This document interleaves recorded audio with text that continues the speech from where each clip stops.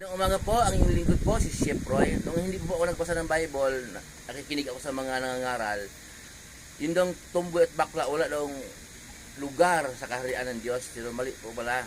O kung bakla ka, sabi lalaki ka, gusto ka sa kapwa mo lalaki, kung kahit kailan hindi ka nakipagtalik sa kapwa mo lalaki, may pag-asa kang maligtas. Kahit babae ka, nagugusto ka sa kapwa mo babae, tumboy ka.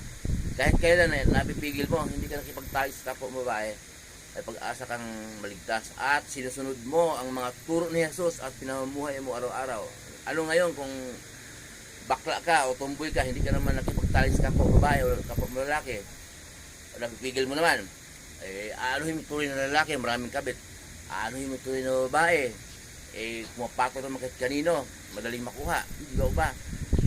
Ang mahalaga po, susunod tayo sa turo ni Jesus at yan pamuhay natin araw-araw. At ang Diyos po, mula noon hanggang ngayon, nagpadala ng tao sa mga lugar upang maghayag ng kanyang salita.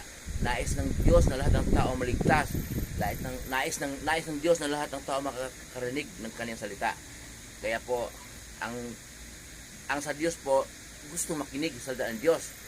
Ang hindi po sa Diyos, ayaw makinig sa salita ng Diyos. Ganoon lang po yun.